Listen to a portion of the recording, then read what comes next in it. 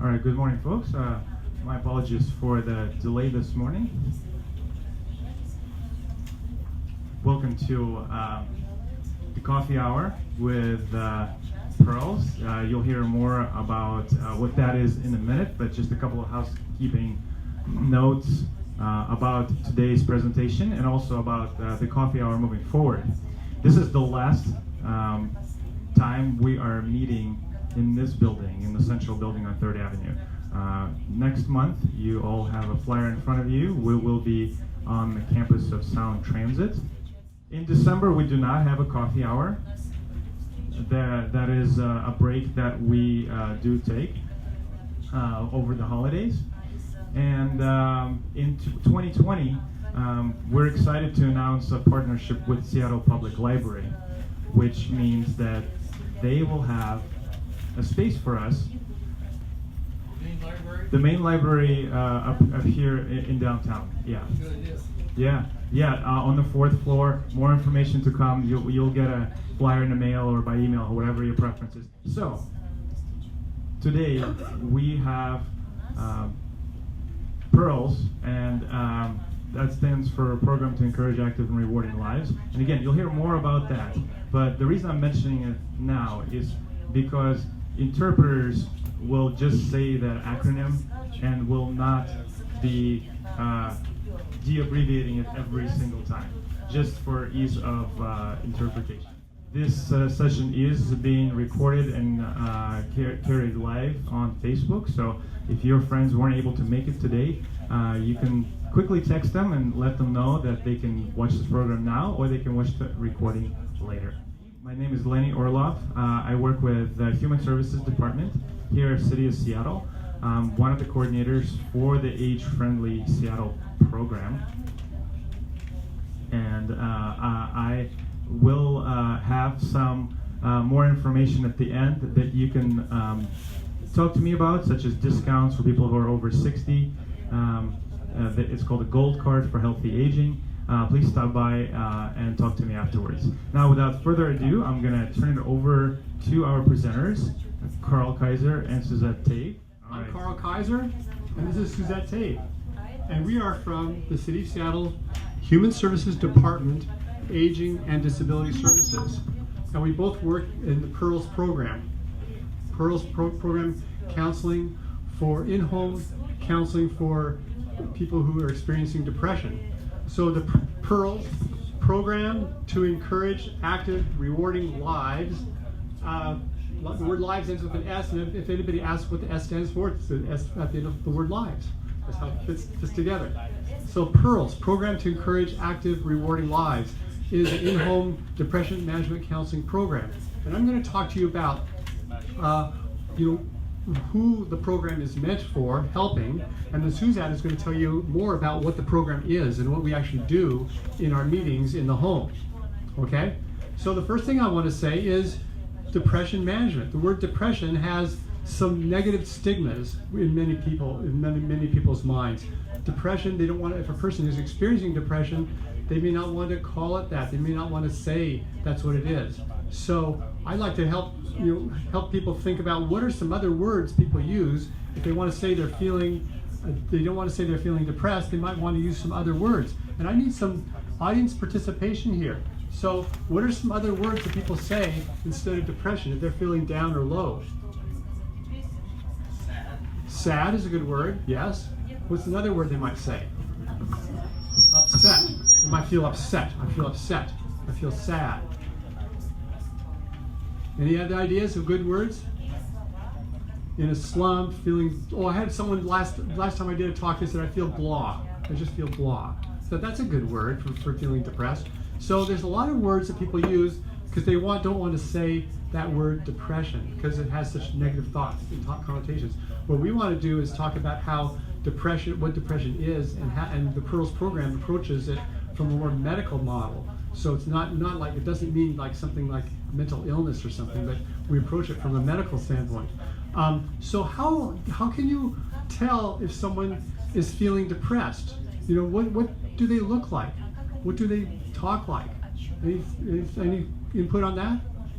What's the depressed person do? Can you tell if a person's depressed? Period. Yes, they might be kind of withdrawn and within themselves and avoiding contact. Kind of not expressive. And others might get angry.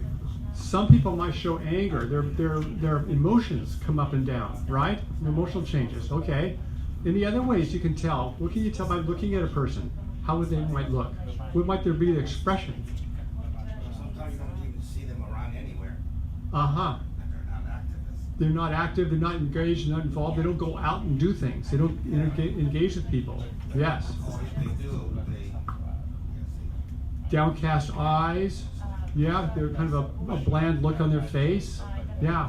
So, there's different ways that people can show that it becomes evident that they're depressed.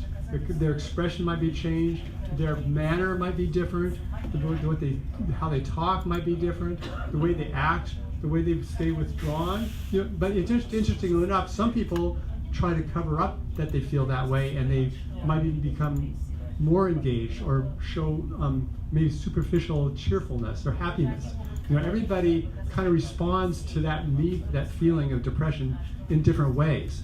So you have to kind of be aware that not everybody's going to show the same expression.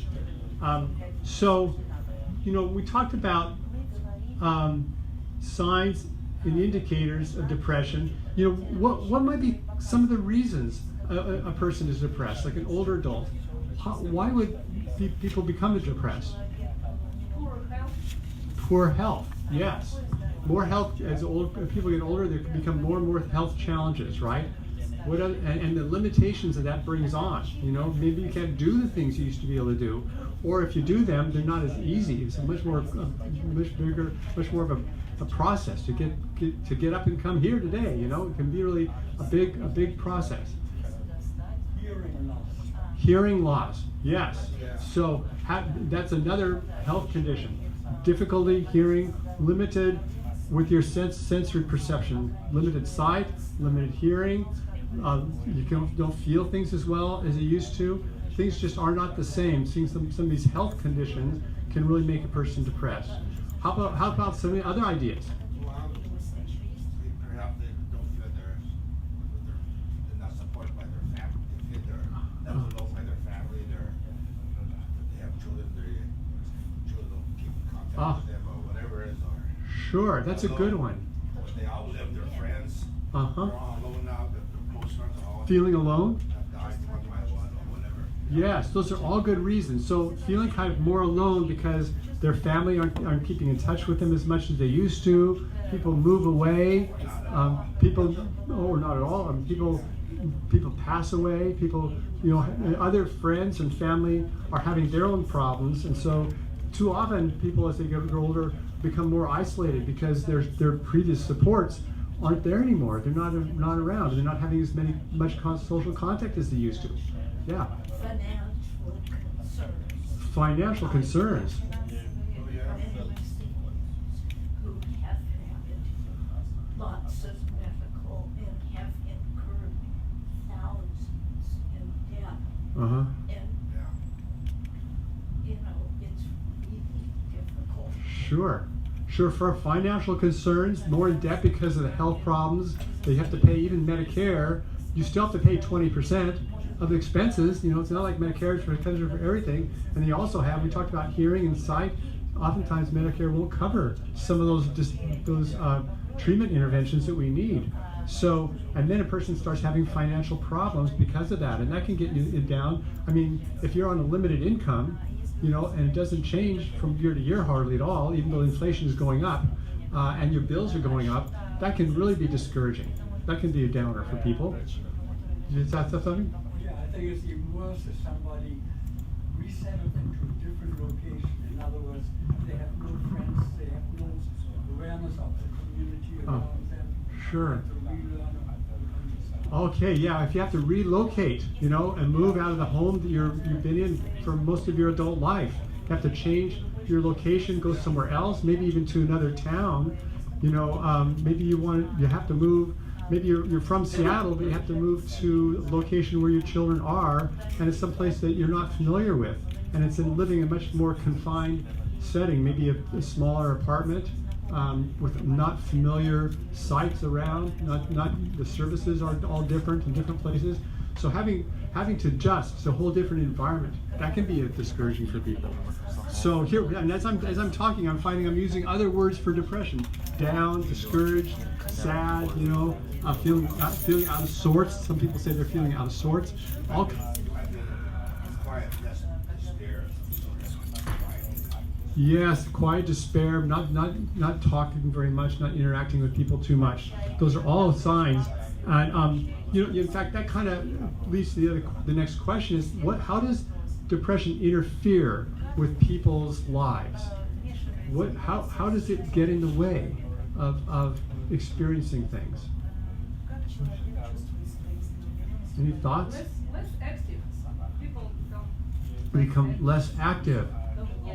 don't want to go. Right, they don't go places, you become less active, so it might interfere with you having new experiences or going places and seeing new people and doing new things, as well as lowering your physical activity, which actually isn't good for your physical health, right? Getting out and going places. So that could limit you. What other ways does depression interfere?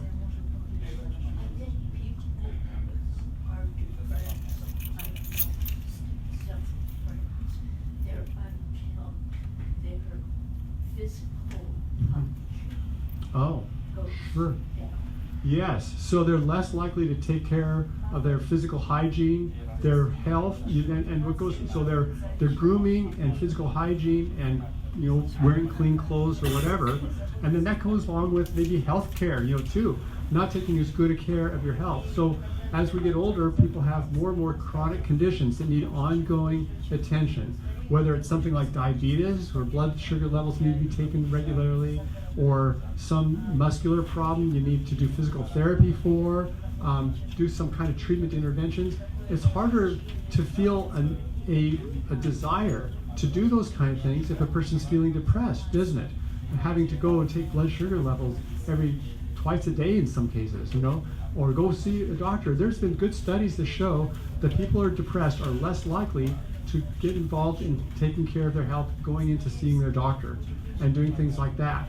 So less likely to care for themselves. So what we're really seeing is there's a lot of reasons that depression should be addressed and done something about, because it can really affect people's lives, and it really becomes sort of a health concern, right? Even though you think it's depression, it could affect their health too. So, what can people do if a person is depressed? What can they do about it? What should they do if a person kind of has an interest in the insight that, I must be depressed? What should I do? Good one. Talk to someone. Tell someone how you're feeling. Talk to friends. Talk to family. Establish firm routines for you. Okay. Try to do things in a more routinized way. So get up at the same time, eat meals at the same time, take your blood sugar tests at the same time, whatever treatment guidelines you need to do on a regular basis. That's something you could do. Talking to professionals like a doctor or someone is good for that. Doctors now are treating people with depression, because we were talking about depression being a health condition, right? And they can help you find out what you can do about it. Talking to a spiritual leader, someone, if you're spiritual oriented, who can you talk to help give you some spiritual direction? Talking to a Pearls counselor is another idea. So the Pearls counselors are people who are specialized treatment to teach people how to manage depression and what they can do, and help them come up with ideas of how to treat depression. There's 3 principles to the Pearls program. The first principle is these are symptoms, and symptoms are due to depression. So if a person is feeling down or discouraged or having little interest in, let's say if a person is feeling down, sad, or hopeless, that's an indication of depression. If a person is having little interest in things, little pleasure in doing things, that's an indication of depression. So having little interest or feeling down or discouraged. So the first principle is to consider these things as symptoms. Just like a cold or the flu has symptoms, depression has symptoms too. The second principle of the PROS program is there's a close connection between depression and unsolved problems. A close connection between depression and unsolved problems. And we just talked about what some of those problems are, the different problems of aging, what they can be. And the third principle of the PROS program is that people who are depressed are less likely to be socially active, physically active, or find pleasurable activities for themselves to do. So there could be an intervention to help a person increase their physical, social, and pleasurable activities. So that's what the PROS program is up for. We don't call it the PROS program the Depression Management Program. We call it the program to encourage active, rewarding lives, because that's what we're doing. And Suzette's going to tell you a little bit about what we do when we go and meet with people in their homes. Thank you, Carl. Good morning, everyone. Morning. Good morning. My name is Suzette Tabe, and I am the Veteran PROS Counselor with the City of Seattle, Aging and Disability. And I work predominantly with veterans, veteran spouses, and spouse survivors who are currently living in King County.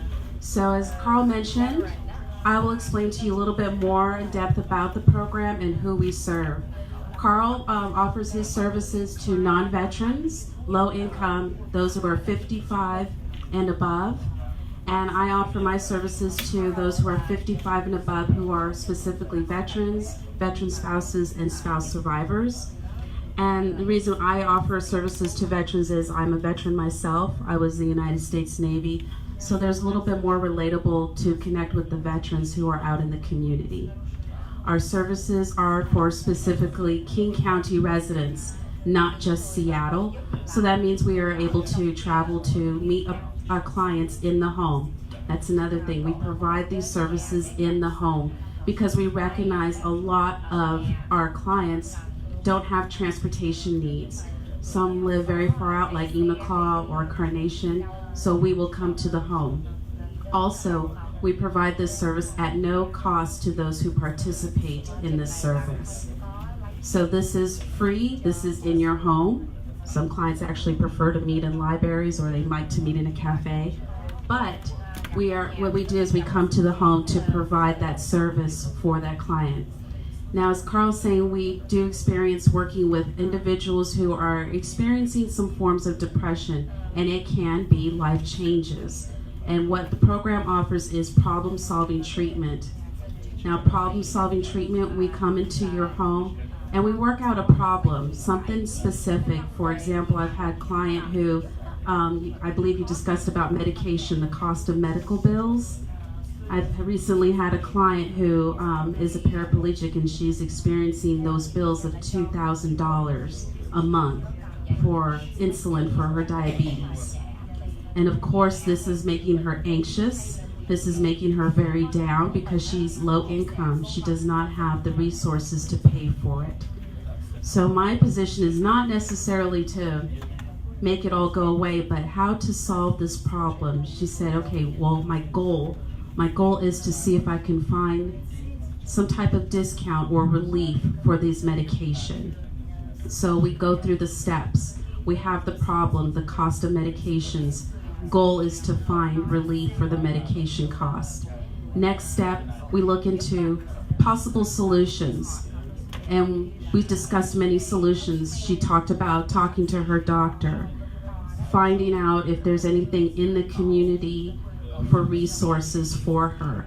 Then we look at problem solving again. What's the advantage and disadvantage of this solution? And then at the end, she decides to pick one solution. She says, I'm going to talk to my doctor, because she said that, her words, she said, this is ridiculous. It's $2,000. It's causing me a lot of anxiety, causing me a lot of grief. And you could see that in her mind and you could see it in her face. So that's what we did. We looked into it and she talked to her doctor. Doctor came out and he spoke with her face to face in her own home. And now he's going through the process of finding other medication to help her with her diabetes that is lower cost for her. So that's one of the kind of examples I wanted to give you about problem solving. It's about taking a problem and looking at a realistic goal, something that can be achieved, and dissecting it and trying to make this problem a little bit way more solvable than what depression, because sometimes depression tells you you can't solve that problem. It's too much. So that's what we do. We help our clients with problem-solving treatment. And we also look into activity planning. Now, activity planning is when we're experiencing lack of going out, lack of motivation to do things we normally like to do. So we work with our clients on planning 3 activities, one that involves social, pleasant, and physical. Now, when I say physical, a lot of our clients are 55 and above and don't really have physical capabilities of doing things. We're not asking them to CrossFit. We're not asking them to join a gym. It's more about if you're comfortable sitting at your home doing some light stretches or doing some light exercises in the home, that's what you can do. Social activity, going out into the community, talking to your friends. I believe someone mentioned about how symptoms of depression, if you talk to your friends, that also can help. That's another thing that we try to encourage our clients to do. Friends, family, those that are close to them. And we also look at the pleasant activities. And pleasant activities can be anything: reading a good book, watching your favorite TV show, or talking on the phone with someone that you like. So that is what we do with our clients in the home. Our sessions are temporary. They're only 8. So it's a temporary intervention, and it lasts about 5 to 6 months. But in the meantime, as city workers, we also can recognize that maybe there's some additional services that our clients may need. Carl and I have referred our clients to, say, case management services with the City of Seattle, especially if we see that there's an issue regarding finances or regarding their health, or they may need some representation in the community. So that's another thing we do. We kind of see what's going on in the home, so we have that view of what the client may need additional services just besides ours. Let's see. With our clients, we allow them to have this yellow folder, and in the yellow folder they have our worksheets, and inside the worksheets is kind of like a documentation of what they've accomplished, what they've achieved. And it also helps Carl and I to kind of go back when we see them next time to say, how was that goal that you had? Were you able to solve it? So we have that for our clients as well when we go into the home. I serve for the veterans, and a lot of people ask me this question in regards for veterans. What armed forces, which is it? What, can it be any armed forces? It can be any armed forces that I serve, the clients that I serve for. Also, they regards to veterans, it can be veteran spouses. We can provide that service to the veteran spouses as well.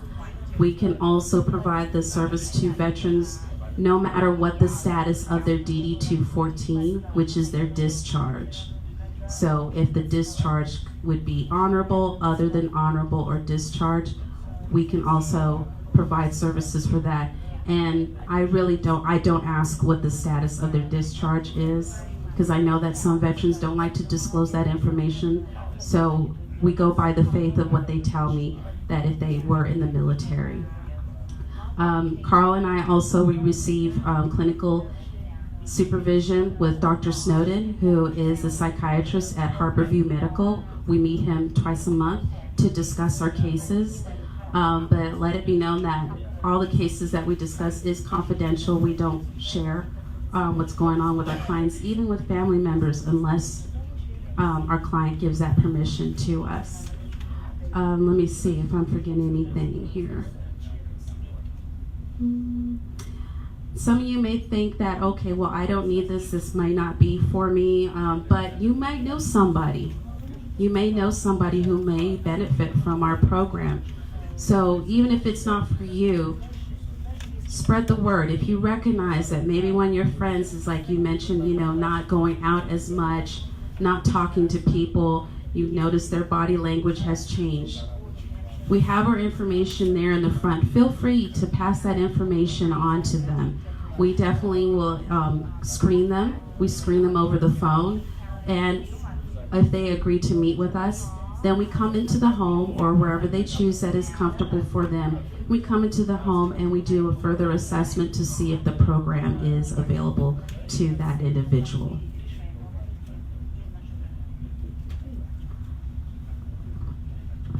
So think of the PEARLS program as a treatment intervention, short term. It goes, like Suzette said, 8 meetings over about 5 or 6 months. First meetings are once a week, then we come every other week, then we go once a month. We come to the home to see people. And the 2 components of the program are teaching problem-solving skills using the 7-step problem-solving method, identify the problem and a goal, and think of multiple solutions. The second intervention is activation planning. And I've got a graph here, I don't know how visible it is, but if the person feels bad, they tend to do less. And if they do less, it feeds into feeling bad all the more. So it becomes kind of a vicious cycle for someone who's depressed. They feel bad, they do less, they do less, they feel bad all the more. So that's where activation, finding ways to be more physically active, socially active, and finding more pleasurable activities to do. I just want to relay one study that was done for physical activity because it was so good. This was done by Duke University about 10, 15 years ago. A study where they used about 150 or more older adults who are 65 and older, and they gave half of them a antidepressant medication. They all were depressed, right? They gave the other half a plan of action, an exercise plan to do. And after 3 or 4 months, they tested them again, and they found out that people who were taking the medication and the people who were exercising had decreased their depression the same amount. So it just really shows how much exercise and activity can have such a positive effect on people's mood. And wouldn't you rather exercise, which has lots of other benefits, rather than taking a medication, which you might have to co-pay for and it costs all the more, and it may have some other effects on your body or interactions with other medications you're taking? Exercise really stands out as a great treatment intervention for depression. So we have a little bit more time to talk, and does anybody want to ask any questions? One gap I see is that people who have Medicare A and B and even an Advantage plan, there's a copay of $40 for many seniors. If they went weekly, that's $160. So many low-income seniors can't access that because they financially. I think it's incumbent on groups like yours and individuals and our legislators, state, national, to hear that we think there should be no copay. Good point, good point. So people who are having, even on Medicare and Part A, Part B, an Advantage plan, still have to make a copayment, and you have to go to see a doctor once a week. That really piles up, it really does. And so luckily the PEARLS program does not cost money to people who fit these different guidelines. If a person's a veteran or a spouse survivor of a veteran, 55 and older, or if someone's low income, the people that I see, if someone is over income, for my program for me to see with Aging and Disability Services, there are other counselors in the community that I can refer to that do the PEARLS intervention counseling. So you can always call me and I can find out and refer out to other places. So I really hear that. I mean, the financial concern and burden is certainly something that's hard to overcome, and we'll do whatever we can to help you find ways to get help in spite of that. Am I correct that your program isn't just for veterans? That's right. It's not just for veterans. I see non-veterans, and Suzette sees veterans. Which I think is fabulous. Yeah. But I'm happy to hear others can access that. True. Others sure can. Yeah, non-veterans certainly can. Someone else had one? What's your phone number so I can get a hold of you? My phone number? Well, let's see. Is it on the I'll just give my phone number out now, but there are also some brochures out here with my picture on it. Oh yeah, at the bottom of the sheet that you have in front of you. Oh, that's Lenny's phone number. My number is, I'll give you my number right now. I'm Carl Kaiser, 206-386-0039. Carl Kaiser. Okay, I can put it on the board too. And let me just tell you is that when we're finished with this, there are some brochures up here.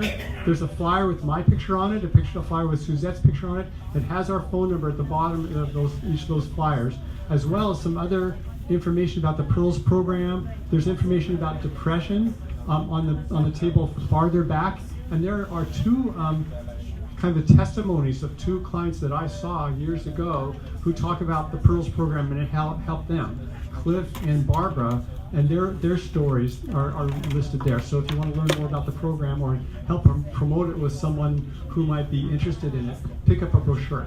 So this is right here? That's one of the brochures, yeah. Any other questions people have about the Pearls program?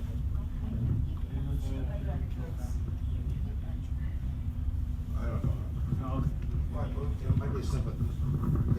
Relates to, I stay at affordable senior housing myself, 72, but I even with the wonderful fee that Song Transit has. Hello.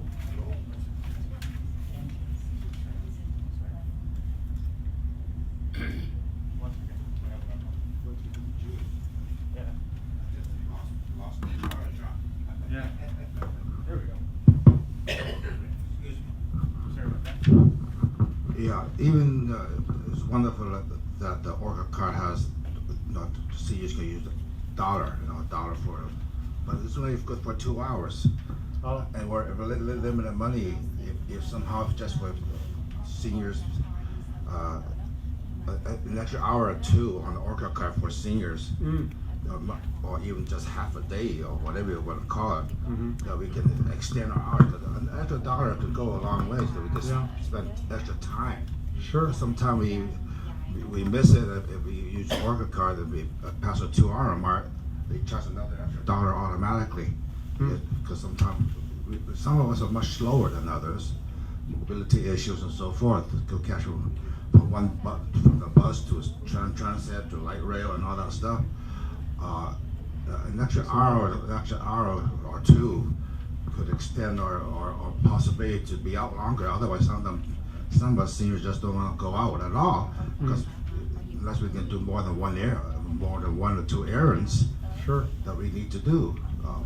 Even when we are active or able to, but we, like as you said, sometimes we go to the doctor or visitation 2 or 3 times or more times a week or whatever, or for whatever service. That's more money than we have to go out and worry about coming back in time, because sometimes things takes longer, especially when you visit a doctor or some other counselors or whatever we see. So Okay, so there are these discount cards that are there, but they help, but not as much as you'd like them to, because you wish you had more time. For us who are on fixed income like me, $1 goes a longer way. So that it could go a longer way if we have extra time to survive on that same $1 for just simple transportation needs. Sure. I mean, an extra 2 hours on people like us, So Song Transit could have a special program, something like that, or else whoever has an Orca card, and for our seniors, I mean, it's even shopping, go from one place to another place. If you're on a walker or a scooter or something, it takes extra time to do that and go on the bus, and sometimes you can't even. I see them. Some people have to wait for the next bus because the bus is so full of other people already using the wheelchair thing part, in the bus, So I say, my God, goodness, is there a way, something as simple as transportation needs, So that's what I say. That's one of the things that I don't know who can intervene for us, who could speak for us and get something done, Okay. Well, realize it's a good point to make. I mean, the discount cards are there, but they're not. They could do more. 2 hours is really limited time on the Orca card. 1 minute past the 2 hour, they charge you an extra hour, extra $1. Yeah. Yeah. Okay. And I just want to kind of echo what you're saying. What that does is then people are discouraged from going out. and that leads to the things that you're describing. One thing again that we have at Age Friendly Seattle, we have another discount card for people over 60, which would at least make visiting places like the aquarium or the zoo practically free, and so kind of help offset that cost. But I would encourage all of you to attend the Sound Transit presentation next time and ask them that question. No, that's going to be at Sound Transit at International District. And next month. Yeah, you have the flyer right there. Okay. Thank you. Any other things, anything you want to bring up that are related to the Pearls program? The Pearls program is, as I said, being provided by other agencies in the community, and there's even Jewish Family Services has a Pearls counselor. That's the only service that I know that's now doing Pearls in another language, is Jewish Family. But hopefully people will learn. There are other programs that teach Pearls counselors, and I'm hoping to have more people learn the Pearls counseling method who speak other languages like Russian or Amharic or Vietnamese or something.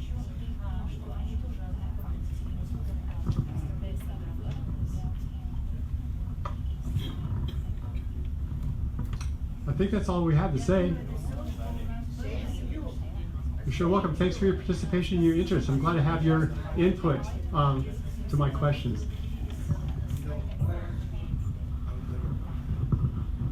I think one more thing. I think I know that some of the medical some of the Medicare providers or whatever, not every one of them they may have a silver sneaker program, but not all of them go to like the YMCA. Not all providers have a silver sneaker program that will cover like the YMCA or somewhere that's nearby where somebody can go. And there's some way for to mix those programs available. Otherwise, we have to pay some kind of, even that they have low income option to pay for to use for some senior. That's still a lot of extra money that we can use elsewhere, So I realized that somehow I don't know what could be done with the different places that we can go for outside. Those who want to go outside, I mean, I go there myself to YMCA, but I have to pay a lower income. It takes a lot off, and I have to push my budget around here and there. And every month I just say, my gosh. Yeah. So before you go, I wanted to thank you for sharing that, and I'm sorry that it's been so difficult. Something I wanted to suggest, and I know some of you have been here before, you've heard me talk about it. This is a network of providers in this area. It's called Community Living Connections. You can always call them. Carl mentioned Jewish Family Service. There are other agencies, of course. There's agencies in Seattle, in King County, in this area that provide services like Pearls. There's home repair services. Just give them a call. Tell them about your situation. As long as you're experiencing any issues, any questions about aging or disability concerns, you can always give them a call, and they'll point you in the right direction. Give them your feedback about the card being only a couple hours. So, one thing I wanted to say is that since this is the last coffee hour of this year in this building, we'd love to hear your feedback. And on your chairs, since we have a couple of extra minutes, you actually have pens with the same information about Community Living Connections. Please feel free to take those home and give them to a friend. Maybe we'll have a couple of extras there. This is a really great resource. But use the pen to fill out the form and let us know how we did this whole year. Because next time we'll be at Sound Transit, then we'll be at the library, and we just want to know, how did this building work for you? How did you like the speakers today and earlier this year if you were here? We really appreciate the feedback. We put it all together in a spreadsheet and analyze it. We have a person who actually does that right back there. His name is Harrison. He's actually also helping with the stream today, but didn't end up using it. So, thank you again. And there's a question? Okay, sure, absolutely. Are you speaking to that microphone? Yeah, да. I live in Seattle, and it's my very first time that I attend your program.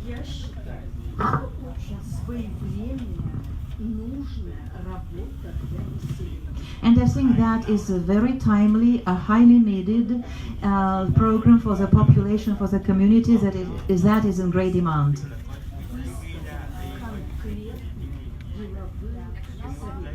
Because the tips that have been provided are very hands-on, are very specific, and very action-oriented.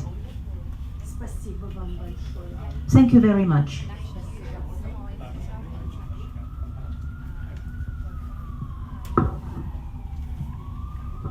Thank you for that feedback, and we really appreciate it. And we're glad that you made it here today, and we hope that you will come back.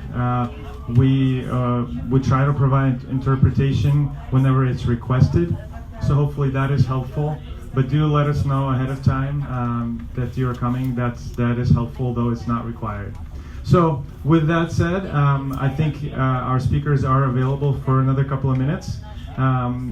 Feel free to come up to them and talk to them. The interpreters are also here for a little while, and there's all of their information is, well, actually it's split out right under that big screen. There's brochures for Pearls, and then there's also testimonials behind where Harrison is sitting. And of course, you're welcome to take any. I wanted to actually, since we have a little bit of time, I wanted to highlight this. A couple of things that we have here today. Lifelong Recreation is a partner of ours. Please pick up a brochure. There's a couple left there. These are programs for people over 50, and a lot of them are low cost, and some of them are free. And they're all around Seattle, done out of community centers. So that's a good one to take a look at, to sort of being active and being out of your home. And also, if you drive, there's these specific workshops done at South Seattle Community College called "Don't Drip and Drive." There's a flyer out there, and we hope to see you next time.